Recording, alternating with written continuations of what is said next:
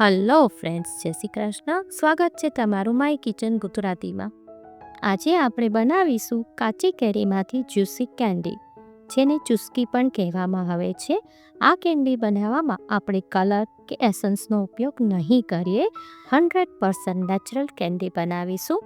આપણે જે સ્કૂલ ટાઈમે પેપ્સી કોલા ખાતા હતા તેની જ યાદ અપાવશે. જો આ એકવાર આ કેન્ડી બનાવી લીધી તો બહારની બધી જ કેન્ડી ભૂલી જશો. તો 5 જ મિનિટમાં બની જતી જ્યુસી કેન્ડી બનાવવાની શરૂઆત કરીએ. જ્યુસી કેન્ડી બનાવવા માટે આપણે 500 ગ્રામ કોઈ પણ કાચી કેરી લઈ લેવાની છે. કાચી કેરીને મેં બરાબર વોશ કરી અને લઈ લીધી છે. હવે એની બધી છાલ આપણે દૂર કરી દઈશું. પણ આને થોડા આપણે નાના પીસમાં કટ કરી લઈશું. આ રીતે બધી જ આપણે કટ કરી લેવાની છે. કેરીને હંમેશા સમારી અને પછી એને આ રીતે પાણીમાં રાખી દેવાની, જેથી કાળી ના પડે. હવે એક પેન લઈશું. પેનની અંદર આપણે 1 ગ્લાસ જેટલું પાણી લઈશું. લગભગ એમએલમાં જોશું તો 200 ml પાણી છે. હવે પાણી ગરમ થાય એટલે એની અંદર બધા જ કેરીના પીસ આપણે લઈ લેવાના છે. જો તમને આજની રેસીપી ગમે તો લાઈક કરજો, શેર કરજો અને આજ સુધી તમે મારી ચેનલમાં નવા હોય તો ચેનલને સબસ્ક્રાઈબ કરી દેજો અને બાજુમાં આવેલા બેલ આઇકનને ક્લિક કરી દેજો, જેથી આવનારા બધા જ નવા વિડીયોનું નોટિફિકેશન તમને મળી જાય. જો આ રીતે ઢાંકી અને આપણે એને ચડવા દેવાની છે, એટલે કે બોઇલ કરવાની છે. પણ આ બોઇલ થવામાં લગભગ 4 થી 5 મિનિટ જ થશે. આ રીતે તમારે ઢાંકીને કરવાનું અને વચ્ચે વચ્ચેને જોતું રહેવાનું. જો આ રીતે આપણે ચેક કરતું લેવાનું. હવે આ થઈ ગઈ છે કે નહીં એ ચેક કરવા માટે આપણે સ્પેચ્યુલામાં એક કેરીનો પીસ લઈ અને નાઇફથી તમે આ રીતે કટ કરશો તો ઇઝીલી કટ થઈ જશે. ત્યાં સુધી જ આપણે બોઇલ કરવાની છે. લગભગ આ પૂરી પ્રોસેસ 4 થી 5 મિનિટમાં જ બની જાય છે. હવે આપણે ગેસની ફ્લેમ બંધ કરી દઈએ અને બધી જે બાફેલી કેરી છે એને એક બાઉલમાં લઈ લઈએ અને આને આપણે ઠંડી થવા દઈશું. ત્યારબાદ એક મિક્સર જાર લઈશું અને એની અંદર આપણે બધા જ કેરીના પીસ અને પાણી બંને સાથે જ લઈ લેવાનું છે. એકદમ ઠંડુ થાય પછી લઈ લેવાનું છે. ત્યારબાદ એની અંદર 1 વાટકી આપણે ફુદીનાના પાન લઈશું.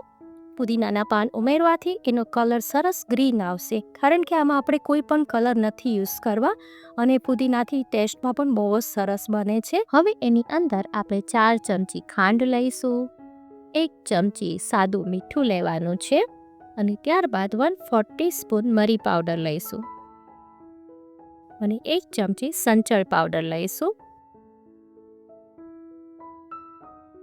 હવે બધું જ બરાબર મિક્સ કરી અને આપણે એને ગ્રાઇન્ડ કરવાનું છે. આની એકદમ આપણે સ્મૂથ પેસ્ટ બનાવવાની છે. જો આ ટાઈપ સરસ આપણે ગ્રાઇન્ડ કરી લઈશું. હવે આપણે ચેક કરી લઈએ કે આપણી પેસ્ટ બરાબર બની ગઈ છે કે નહીં. જો આ ટાઈપની એકદમ સ્મૂથ પેસ્ટ તૈયાર કરવાની છે, એકદમ ક્રીમી પેસ્ટ બની જશે.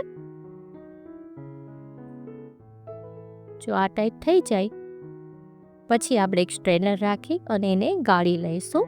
ગાળવાથી એકદમ સરસ સ્મૂથ બનશે કેન્ડી. જે બહાર મળે છે એ ટાઈપની જ્યુસી કેન્ડી મળશે. તો આ રીતે સરસ સ્ટ્રેનરમાંથી ગાળી લેવાનું. પછી એને તમારે કન્સિસ્ટન્સી ચેક કરી લેવાની. જરૂર પડે એ રીતે એમાં થોડું પાણી ઉમેરી અને એને આ ટાઈપની કન્સિસ્ટન્સી આપણે રાખીશું. જો આ રીતે આપણે બધી બનાવી લીધી છે. હવે આને આપણે 3 રીતે અલગ અલગ જમાવીશું. એક તો કેન્ડી મોલ્ડ હોય એમાં જમાવીએ. જો તમારી પાસે આ ટાઈપનું કે કોઈ પણ કેન્ડી મોલ્ડ હોય એમાં પણ તમે જમાવી શકો છો.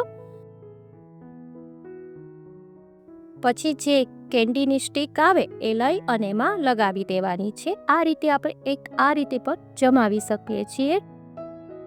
હવે જો આ રીતે થઈ જાય એટલે એને 6 થી 7 કલાક માટે ફ્રીઝરમાં આપણે સેટ થવા રાખી દેવાની છે. યા પૂરી રાત માટે પણ તમે રાખી શકો છો. પછી જો તમારી પાસે કેન્ડી મોલ્ડ નથી તો આ ટાઈપના ડિસ્પોઝેબલ જે ગ્લાસ આવે છે કપ, એમાં પણ તમે જમાવી શકો છો. એમાં પણ આપણે થોડી જમાવી લઈએ, કારણ કે આપણી પાસે આ 500 ગ્રામ કેરીમાંથી ઘણું બધું પલ્પ તૈયાર થયો છે, એટલે ઘણી બધી કેન્ડી તૈયાર થશે. પછી આ રીતે કપમાં ભરી અને ઉપર એને સિલ્વર ફોઇલથી પેક કરી દેવાનું. અને જો આ ટાઈમે તમારી પાસે સિલ્વર ફોઇલ ના હોય તો તમે કોઈ પણ પ્લાસ્ટિકથી પણ એને કવર કરી શકો છો. પછી આ રીતે નાઇફથી કટ લગાવી અને આઈસ્ક્રીમની સ્ટીક કરી દેવાનું.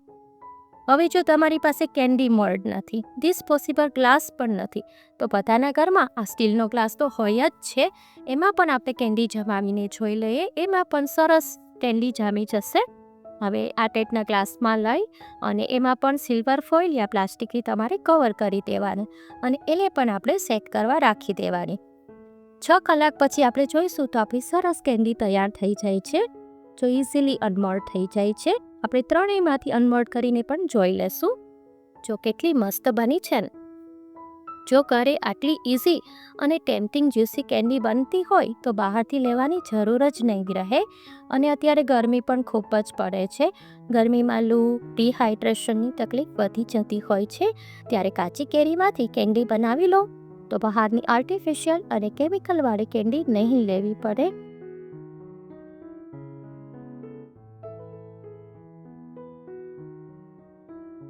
તો આ રીતે 500 ગ્રામ કાચી કેરીમાંથી ઘણી બધી કેન્ડી બનાવી અને બાળકોને ખુશ કરી શકો છો. જો પછી હવે આપણે બધામાંથી એને અનમોલ્ડ કરીને જોઈ લઈએ. ડિસ્પોઝેબલ ગ્લાસમાંથી પણ ઇઝીલી અનમોલ્ડ થઈ જાય છે અને જે આપણે આ સ્ટીલના ગ્લાસમાં બનાવી છે એમાં પણ ઇઝીલી અનમોલ્ડ થઈ જાય છે. તો કેવી લાગી તમને આજની રેસીપી એ મને કમેન્ટ કરીને ચોક્કસ કહેજો. જો તમને મારી રેસીપી ગમતી હોય તો લાઈક કરજો, વધારેમાં વધારે શેર કરજો અને સબસ્ક્રાઈબ કરવાનું ના ભૂલશો.